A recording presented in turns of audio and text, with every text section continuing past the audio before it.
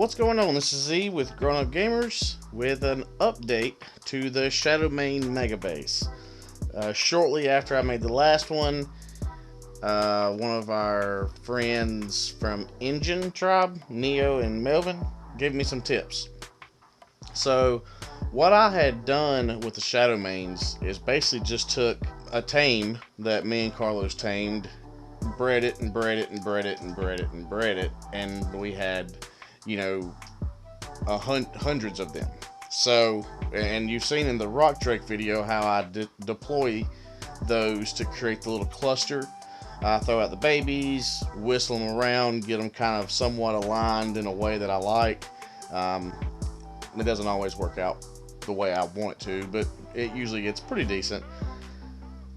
And with the way I was doing it was you had to actually check the babies. Well, Neo pointed out that if I matched the stats, the female stats with the male, then I would not have to actually check them. I could just look for a +2 on the stats, or on the level. So what that means basically is you would take a clean 0 mutation female, and I will show you that here. No, this is a male, but still same rule applies. No, that's not it. All right, this is a clean female. I mean, a clean male rather. Yeah, if I can get. There we go. Okay. 0 and 0. So what we're looking at here is 8085, 2205, 1650, and I breed that until I get the exact same stats on the male and the female. So I'm gonna go ahead and smell on so you guys can see what happens and how that plays out. But it changes, it makes it a hell of a lot better, because what I was doing previously is I would have to go down here on the floor and claim them all and literally watch the stats. But if you look up there, you see that everything is a 231 right now on this pool of Shadowmanes and on this pool of Shadowmanes. So we'll wait for these to drop and be back in just a second. Alright, so while we wait for them to drop, I'll take you over a little brief tour of what's changed in the base. Basically what I did was strip out everything in the middle, thanks to the old Exomech, wherever he's at. And it's still the same design, essentially. I got a clean male stall, current melee, current HP, and current stam. The clean male, the reason that's there is if I want to do color mutations. Once you get over 20 mutations, your chances of getting a mutation go down drastically. So when you're chasing melee or health mutes, you don't have a choice. But if you're just chasing color, you might as well use the clean male so that you can get the best stats, or the best chance possible at getting a mutation. So still got the similar type deal where the male resides above the 100 mains right here. I think he's done with most of these. I'm gonna go and move him. There's also another really awesome trick that Neo and Melvin shared with me that really changes the way this is done with live birth, and I'll show you that here in just a moment too as well. Alright, so we're gonna pop those. I'm gonna turn him off for right now for the sake of the video, but this does go fast enough where I can run them literally back to back like that. Alright, so we've got babies down here, and all I'm gonna do, everything is either a 254, a 231, or it will be a 256 or a 258 if it's a double mutation. So all I've got to do is run around here and look for a 256. And the moment they dropped, I start a timer for 8.5 minutes, which is how long 1,650 food last in an unclaimed Shadowmane. So there are no mutations in this batch here that I can see. Alright, so that is the problematic with cramming that many in. That's literally probably not even half of them. A lot of them are stuck up here.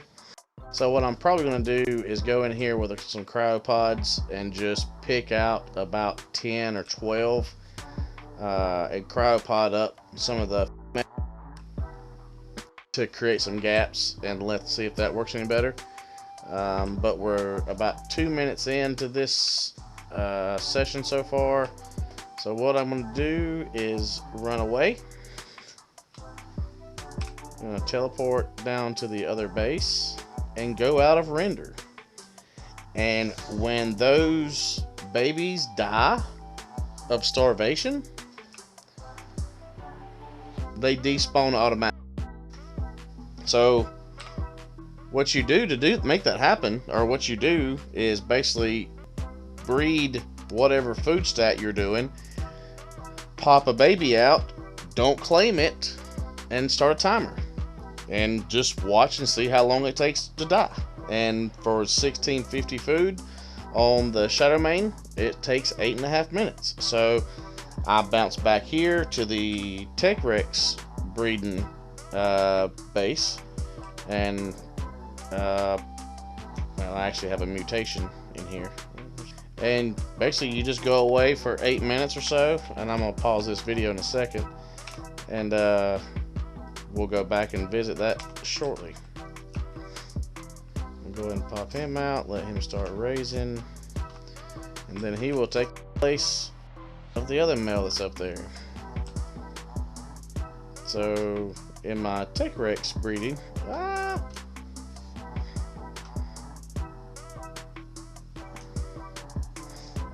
there's 145 of them floating right there, and the male,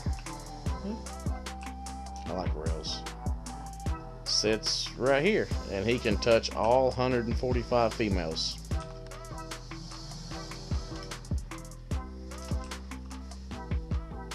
So you pop mutations pretty fast when you have a setup like this.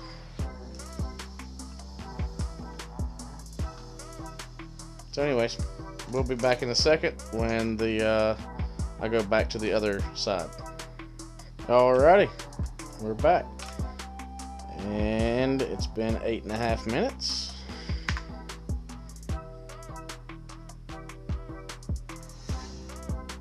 Let's go back and look at all the non-babies. There are no dead babies. How awesome is that? Let's go get a little drink of water in the tech pod real quick. So yeah, that totally changes the way everything is done. So with that particular process, you can basically breed with one set, watch them drop, hit a timer for 8.5 minutes. You've got 8.5 minutes to go around, fly around, and look at them and see if you see a 250, a mutation pop. Pot up whatever you need to if you're chasing colors or whatever. During that time, let the other one start. As you can see, it's not even been enough time for them to. Actually, he may be turned off right now. I think he is, but if he wasn't turned off, though, these babies would be sitting here, and it would be like you could immediately go into them and start checking them out and rinse and repeat. Anyways, that is the Shadowmane update. I hope this helps you guys with your live breeding. The same process should apply to everything. There's nothing yet I found that won't float. The Shadowmanes the babies do seem to stick above if they're clustered real tight, more so than some of the other ones. Like Manas, for example, they kind of shoot up and back to the left. So they're actually quite easy. You just need a wall in place to catch them. Tylos do the same type deal. They don't stick up really. So this should work for just about any live birth and allow you to really enhance or decrease your time in claiming and all that. And that's a credit to the old guys over at Engine over there, Melvin and Neo. And Neo's been on my ass about it for a minute. He's like, "You dirty breed, you dirty breed, you dirty breed." It drives me crazy. And I'm like, it's just not worth the time.